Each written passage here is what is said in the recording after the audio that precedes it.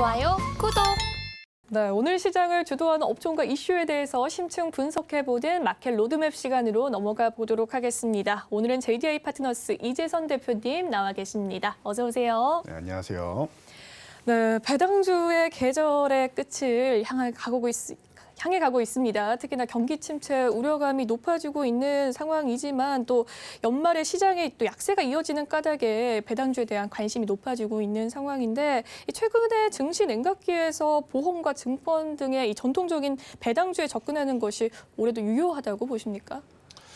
네, 매년 12월이 되면 시장에서 가장 관심 있게 보는 것이 두 가지가 있죠. 방금 말씀하신 배당주 그리고 산타랠리입니다. 근데 지금 산타랠리 같은 경우는 뭐 시장이 안 좋다라고 서두에도 이미 말씀하셨기 때문에 뭐 지금은 기대감이 좀 많이 낮아진 상태고 그러다 보니 배당주에 대한 관심이 더더욱 높아지는 것 같습니다. 자, 배당주는 제가 주식구조대 방송에서 이미 가을에 한 차례 언급을 드렸습니다. 자, 배당주에 관심 가지실 분들은 한 9월 말에서 이제 한 10월 정도 찬바람이 솔솔 불기 시작하고 일교차가 나기 시작하면 그때 관심을 가지셔야 여러분들 저점에서 매수를 하실 수가 있습니다. 그리고 나서 주가가 이제 상승이 나오게 된다라고 하면 시세 차익을 얻고 이제 매도를 해서 이제 배당을 받지 않는 방법이 있고 그리고 주가가 크게 상승하지 못한다라고 하면 배당을 받고 이제 진행하는 방법이 있다라고 미리 가을에 설명을 드렸었죠. 자, 그래서 KB금융을 비롯한 금융지주사들 그리고 뭐 증권주들 대체적으로 가을 대비해서 지금 20~30%나 주가가 상승해 있는 상황입니다. 그렇다라고 하면 지금 배당을 노리고 들어가기에는 조금 부담스러운 자리가 아닌가 싶습니다. 뭐 보험주라던가 뭐 통신주 같은 종목들은 그래도 기술적 반등이라도 좀 나올 수 있는 구간이기 때문에 배당을 노려볼 수는 있겠지만 여러분들 이것도 하나 생각하셔야 됩니다. 고배당주는 그만큼 배당락이 강하게 나옵니다. 그렇다라고 하면은 수급이 들어오지 않는 섹터의 경우는 크게 배당락을 당한 이후에 주가가 회복되지 않는 경우도 많이 있습니다. 그렇다라고 하면 딱히 그렇게 크게 수익을 얻지 못하는 경우도 많이 있으니까 굳이 지금 구간에서 약한 종목을, 약한 섹터를 관심 가질 이유는 뭐 그렇게 매력적이지 않다라고 말씀드리겠습니다. 네, 연말 연시입니다. 배당주에 대한 관심이 좀 높아지고 있는 상황인데요. 이 배당주 아무래도 9월 말부터 좀 관심을 가지는 것이 좋다라는 이야기를 해주셨고 지금 배당을 들어가기에는 또 고배당주가 강한 배당락이 있을 수 있다라는 이야기를 해주셨습니다. 시총 상위 기업의 배당금 또 증가율을 본다면 기아와 셀트리온, 삼성, SDI가 또 상위권에 이름을 올렸네요. 또 세 기업의 배당금 증가의 배경 또한 궁금해지는데 이 배당 측면으로서는 현재 신규 접근하는 것은 또 무리가 될까요?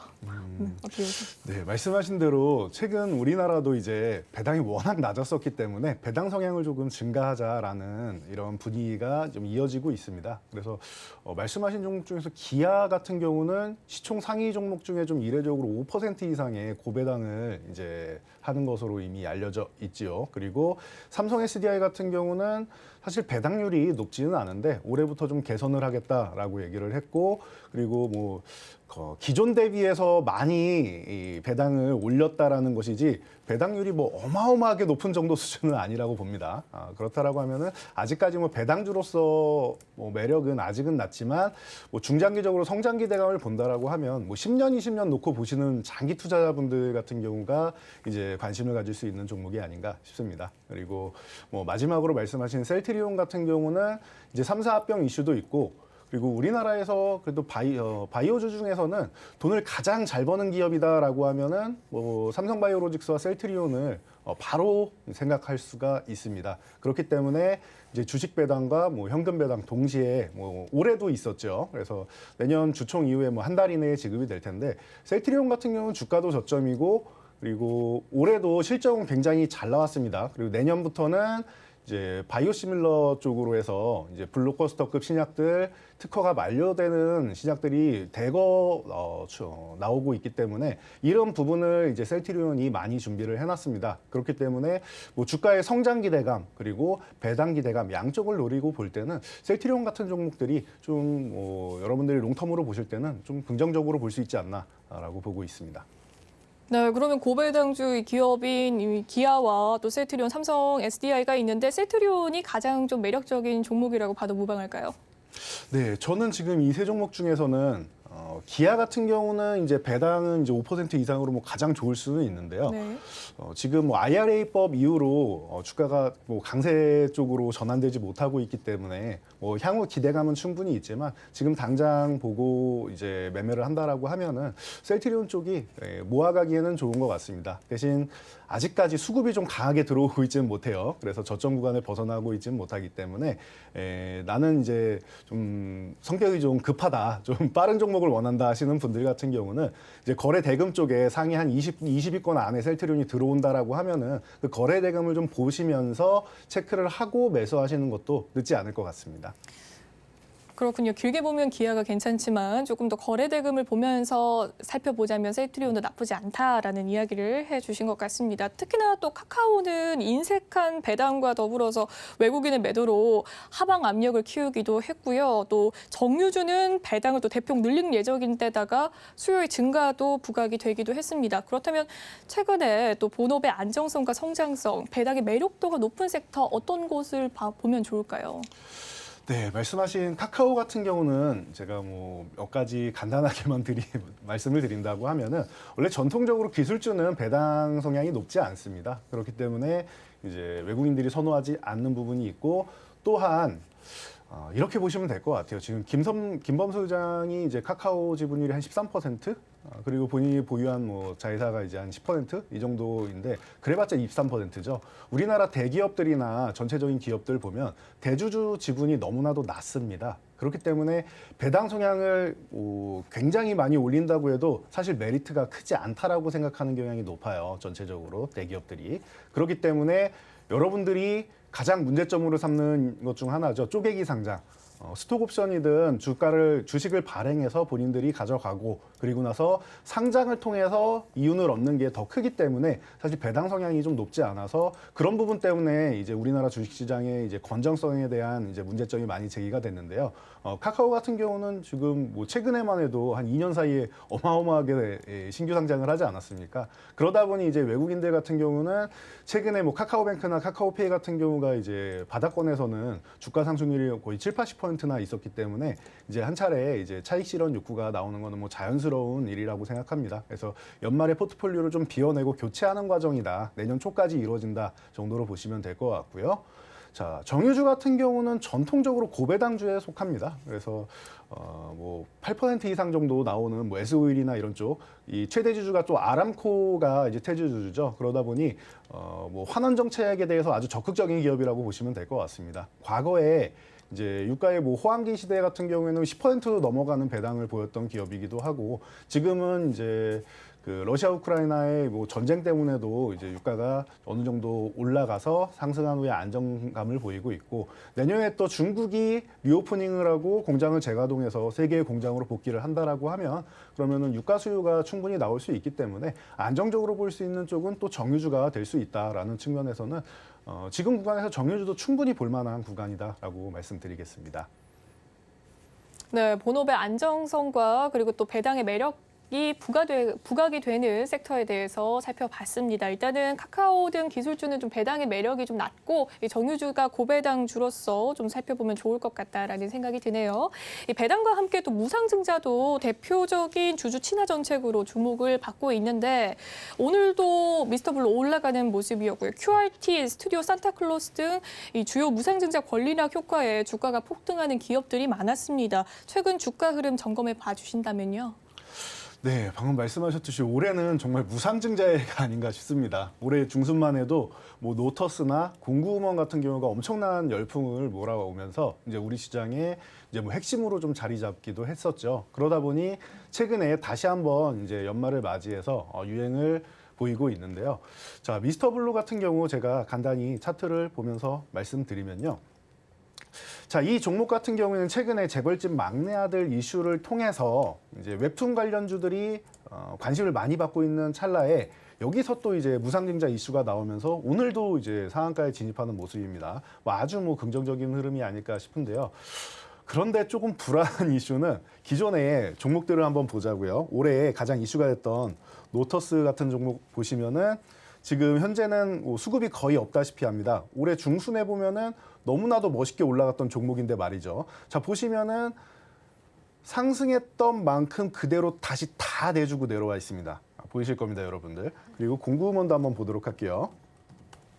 자, 공구음원 같은 경우도 올해 이제 상승했던 만큼 거의 내주고 내려와 있는 모습이죠. 그렇다라고 하면 여러분들 여기서 교훈을 하나 얻으셔야 됩니다. 지금 상승이 나오는 구간에서는 여러분 충분히 수익을 추구하시고요. 그리고 단기적으로 상승이 나온 후에 급등 후에 상승이 정체될 때 상승이 정체되고 이제 고점 대비해서 한 2, 3% 정도 밀려 내려온다라고 하면은 차익 실현을 꼭 해주셔야 됩니다. 그래야 지금 다시 제자리로 돌아가는 이런 무시무시한 하락을 여러분들이 피하실 수가 있기 때문에 지금 단기적인 이슈는 단기적인 대응으로 하셔야 된다라는 부분 말씀드리고요.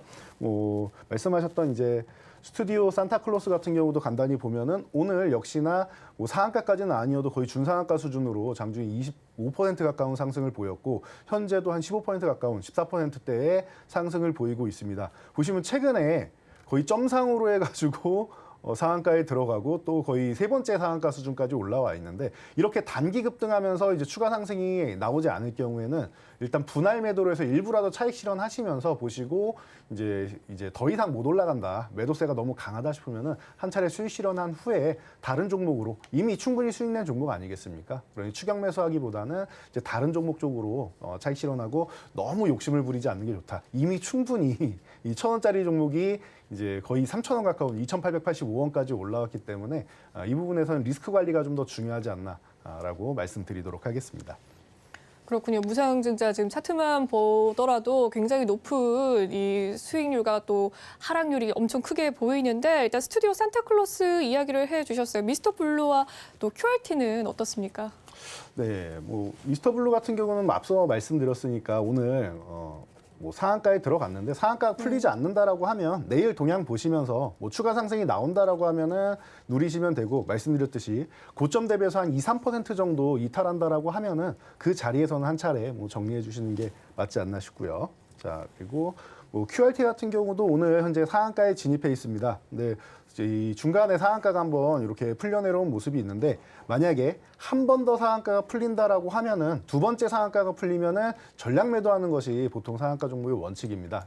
이 매물이 좀 약하다라고 생각하시면 될 것 같아요. 매수 강도가 더 강해야 된다라는 겁니다. 그렇기 때문에 두 번째 한 번 더 풀린다라고 하면은 전략 매도로 대응하시고 다른 종목을 보시는 게 낫고 만약에 오늘 상한가로 마감을 하고 내일 갭 상승을 보인다라고 하면은 아까 말씀드렸듯이 고점 대비해서 이제 한 2, 3% 하락한다라고 하면은 정리. 만약에 갭 하락이 나온다라고 하면은 갭 하락 나오는 순간 한 절반 정도는 정리하시고요. 이제 강세를 보이지 못하고 이제 음봉으로 밀린다라고 하면은 시초가 대비해서 한 2, 3% 밀리면은 나머지도 좀 정리하시는 방향으로 진행하시면 될 것 같습니다. 이런 종목들은 단기 급등이 나왔기 때문에 일단은 대응 방법이 가장 중요하다라고 말씀을 드리고 있습니다. 이 부분 꼭 명심하시고 대응 잘 하시기 바랍니다. 네, 단기 이슈로 급등을 하는 거기 때문에 또 단기적인 관점으로 바라봐야 된다라는 이야기를 해주셨습니다. 특히나 이제 증시 한파 속에서 제약바이오 업계의 무상증자와 배당 이슈도 부각이 되고 있는 상황입니다. 제약바이오 관련 기업의 상당수가 또 주주 친화 정책을 펼치고 있는데요. 현 시점에 공략이 유효한 제약바이오주 어떤 기업들이 있습니까? 네, 제약바이오주는 전통적으로 이렇게 배당 성향이 좋을 수가 없습니다. 전체적으로 이제 임상 진행할 때 R&D 비용이 너무나도 많이 들어가기 때문에 실질적으로 일반 벤처 바이오 기업 같은 경우에는 대부분이 다 적자 기업이라고 생각하시면 돼요. 그래서 전환사채를 발행한다던가 아니면 유상증자를 한다던가 자금을 계속 끌어오면서 연구 개발을 진행하는 경우가 대부분이기 때문에 사실 배당이라는 거는 돈을 잘 벌었기 때문에 주주분들께 되돌려드립니다라는 정책이기 때문에 실질적으로 현금 배당이나 이런 부분은 거의 불가능하다고 보시면 되고요. 그러다 보니까 이제 주식 배당 같은 경우로 이제 방향을 좀 전환해서 이제 주주분들의 이제 아픈 마음을 좀 달래드리는 정도가 아닌가 싶습니다. 그렇다라고 하면은 이 섹터에서 조금 전에 말씀드렸던 셀트리온과 함께 이제 삼성바이오로직스 같은 경우는 실적 모멘텀을 통해서도 충분히 주주분들께 환원 정책을 펼칠 수 있는 기업이고 주가도 앞으로 이제 삼성바이오로직스는 이제 CMO 그리고 CDMO 쪽으로 해서 점점 더 성장을 이제 강력하게 하고 있는 기업이죠. 그러다 보니 이런 기업들 쪽으로 여러분들이 집중을 하시는 게 낫지 않나 싶고요. 그리고 셀트리온 같은 경우는 조금 전에 설명드렸듯이 블록버스터급 신약들이 앞으로 특허가 계속 만료가 됩니다. 그러면은 이 서정진 회장이 이 명예회장이죠. 1년에 1개 이상의 바이오시밀러를 출시하겠다라고 했는데 이 블록버스터급 신약이 만료가 되면서 1개가 아니라 뭐 한 2, 3년 동안은 1.5개 정도씩 나오게 될 예정입니다. 그렇다라고 하면은 셀트리온이 어떻게 보면은 코로나 시즌에 굉장히 좀 어려운 시간을 겪었는데요. 이 뭐 램시마, SC라던가 뭐 유플라이마라던가 신규 바이오시밀러나 신규 약물을 출시해놓고 영업을 해야 되는데 대면 영업을 할 수가 없는 거죠. 코로나 시절이라서. 그래서 이제 뭐 대형 제약사라던가 아니면은 대형 병원 쪽에 찾아가서 이제 우리 약이 이렇게 좋으니 한번 써보시오라고 하면서 뭐 리베이트도 건네고 해야 되는데 그런 과정을 못했기 때문에 실적 성장이 둔화가 돼서 문제가 됐던 겁니다. 그래서 올해 1분기에는 이제 영업이익률이 25%까지 내려가면서 한때 40%를 넘어가던 이 영업이익률이 좀 무색하게 좀 많이 무너졌었는데요. 제가 1분기에도 이렇게 말씀드렸었습니다.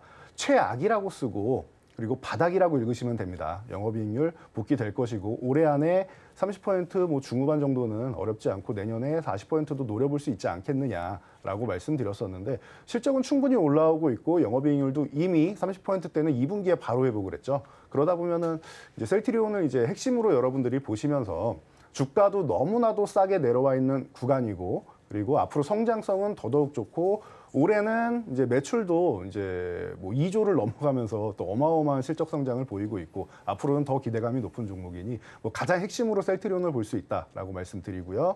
그리고 조금 더 공격적인 성향의 분들도 계시겠죠. 셀트리온 같은 경우는 수급이 들어오면은 그때 보시면 됩니다라고 말씀드렸는데 이 공격적인 분들 같은 경우는 임상 진행 중인 종목들 관심 많으실 겁니다. 그렇다라고 하면은 HLB가 올해 간암 1차 치료제 임상 3상 병원용법을 완료했습니다. 그래서 결과를 꺼내놓고 봤더니 마의 20개월을 돌파해서 너무나도 좋은 지표를 발표했습니다. 지난 3년 전에 2019년에 위암 3차 치료제 발표했을 때 1차 지표를 충족시키지 못해서 아직도 신약 허가 신청을 못하고 있습니다. 그런 거를 생각한다라고 하면은 이번에 1차 지표는 너무나도 글로벌 시장에서 좀 이제 충격을 몰아놓을 정도로 좋은 지표를 발표했기 때문에 이번에는 항서제약과 함께 이제 병용요법을 통해서 이제 NDA를 잘 준비하고 최근에 그래서 이제 NDA 신청을 하겠다라고 하면서 유상증자를 해서 비용을 마련을 했죠. 그렇다라고 하면은 내년 초 정도에는 좀 가능성 있지 않겠느냐라고 보고 있습니다. 기존에 한번 준비해놨던 과정이 있기 때문에 NDA를 신청하게 되면은 신약허가 나오는 기간까지는 한 180일 정도가 걸립니다, 보통. 그렇다라고 하면은 한 뭐 향후 6개월 또 정도, 그 정도까지는 충분히 또 이제 기다려봐야 되니까 한 차례 이제 내년 초에 NDA 신청이 나온다라고 하면 차익 실현 한 차례 하시고 그리고 이제 중간에 또 이제 주가 조정받는 구간 기다렸다가 이제 중간중간에 이제 움직일 때마다 여러분들이 보실 만한 공격적인 종목으로는 HLB 정도를 들 수가 있을 것 같습니다. 그래서 정리해드리면은 좋은 종목이다라고 할 수 있는 건 세 종목을 꼽을 수 있는데 삼성바이오로직스 그리고 탑픽으로는 셀트리온 그리고 공격적인 종목으로는 HLB 이렇게 세 종목으로 정리해드리도록 하겠습니다. 좋아요, 구독!